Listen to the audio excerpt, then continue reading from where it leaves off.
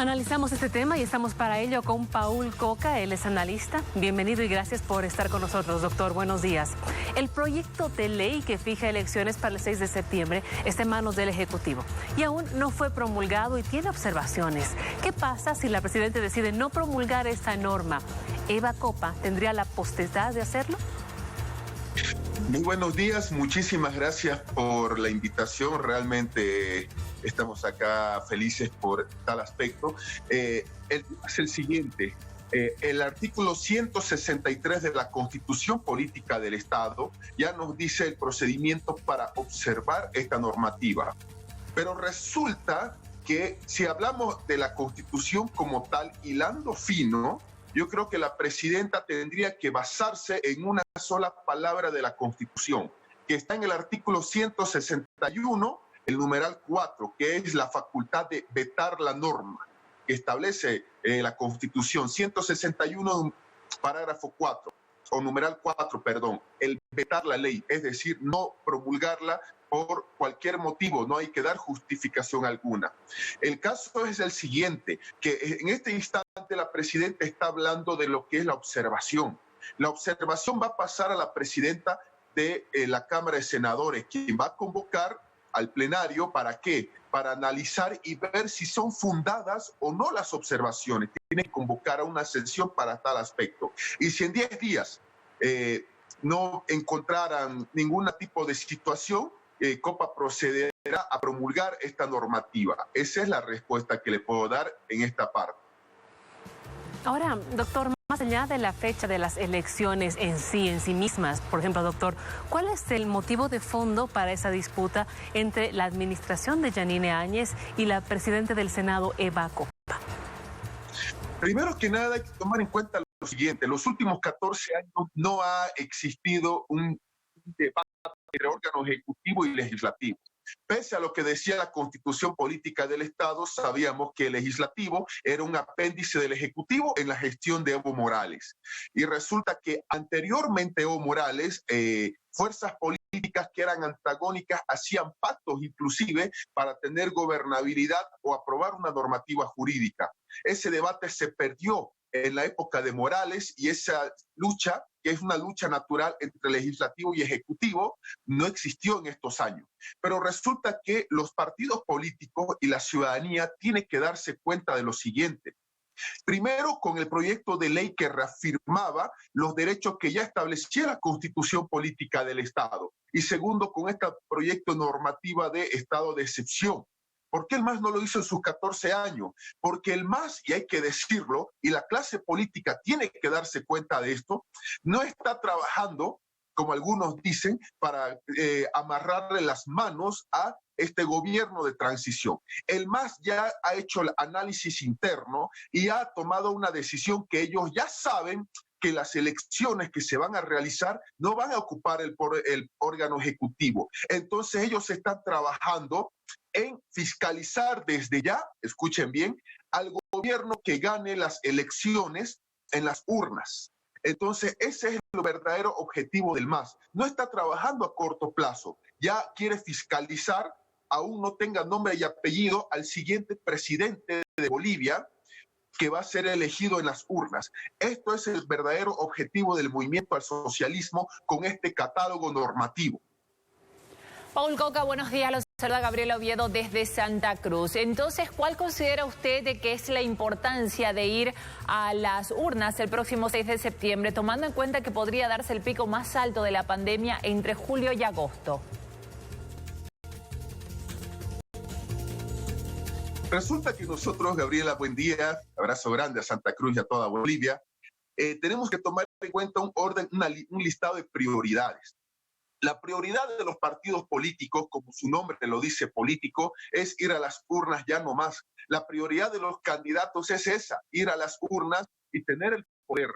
Sin embargo, nosotros tenemos que tomar en cuenta de que un aspecto necesario en Bolivia es tener un informe médico realizado por especialistas para ver si hay o no elecciones el 6 de septiembre. Y segundo, en este mismo medio, hace un par de semanas atrás recomendábamos de que estamos a tiempo de ¿qué? De que el legislativo haga un acto de desprendimiento real y establezca en base a un análisis serio del punto de vista médico-epidemiológico realmente un rango de fechas B. Por ejemplo, Paraguay, cuyo padrón de votantes es aproximadamente 3 millones de personas, mucho menos de 7 millones de Bolivia, está suspendiendo las elecciones municipales y locales para el próximo año.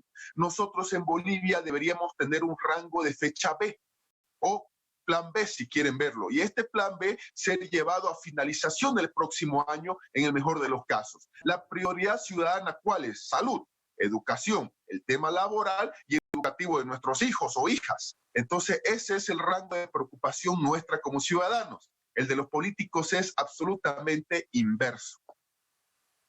En todo caso, entonces, ¿usted coincide en que deberían ser consultados expertos epidemiológicos para definir una fecha, no políticos?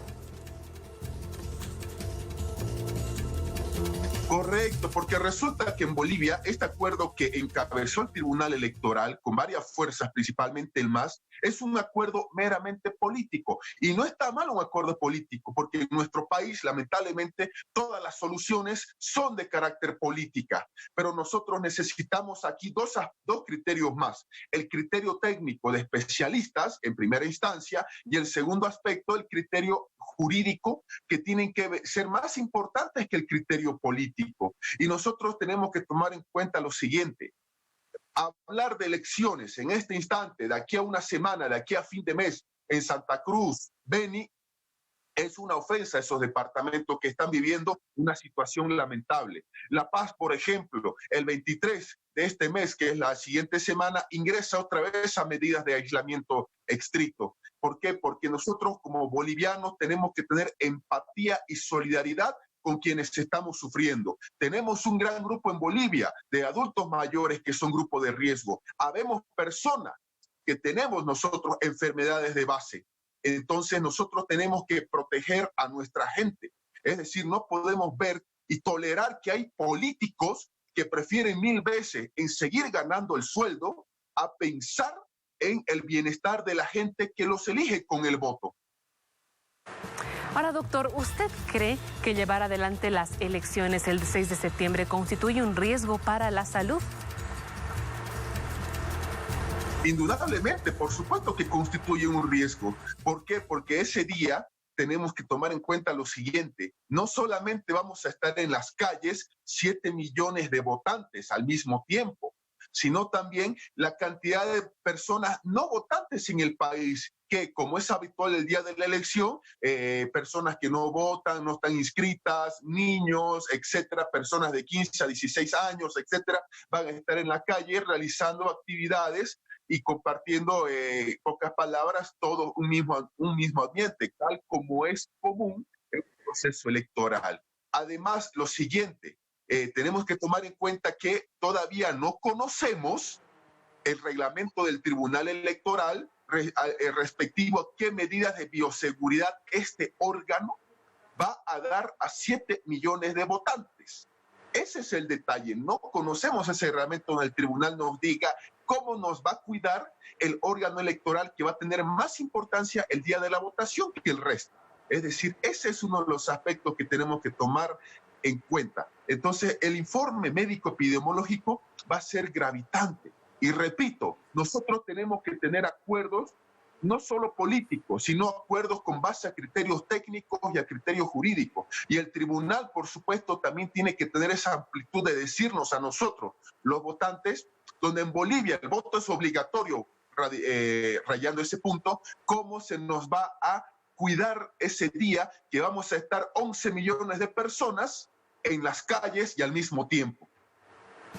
Doctor, ¿cómo evitar el ausentismo de los votantes en un evento masivo de tal magnitud como una campaña política, por ejemplo, y una elección en plena pandemia? Resulta que esta pregunta tiene dos aristas. La primera, el tema de la campaña como tal, que ya no vamos a poder ver las masivas concentraciones, caminatas o caravanas como era común en Bolivia. Ahí los partidos van a tener que inventar otro tipo de mecanismos o fórmulas para llegar al voto, y no me refiero solamente al tema de redes sociales, sino que en las calles los partidos tendrán que ser bastante creativos para ganarse el voto. Y dos, el tema del ausentismo es el siguiente. Todavía en Bolivia existen personas que realmente no podemos opinar al respecto mucho. ¿Por qué? Porque hay personas que piensan que esta pandemia es un invento de alguien para prorrogarse o no convocar a elecciones. Y nosotros vemos que hay departamentos que están sufriendo. El ausentismo va a ser notorio en Bolivia. Casualmente, en 1985 hubo niveles de ausentismo superior al 20%, que son altos. ¿Por qué? Por la crisis económica social. Pero en Bolivia podemos llegar a picos de ausentismo nunca antes visto. ¿Por qué? Porque la ciudadanía va a preferir muchos quedarse en sus casas y no ir a las urnas a votar, pese a que eso conlleva sanción, a multa y a problemas en el tema bancario. Y repito, en el tema bancario, si bien hay sistemas por internet, no todos los pagos o situaciones ante los bancos se realizan de manera virtual. Posibilidad de ausentismo, si hay elecciones el 6 de septiembre, va a haber, y muchísimo. Y es posible que lleguemos a picos históricos nunca antes vistos de la época democrática boliviana. Doctor Coca, profundicemos ahora su análisis sobre la aprobación de la ley de estado de excepción. ¿Cuál considera usted que es el motivo en este escenario preelectoral?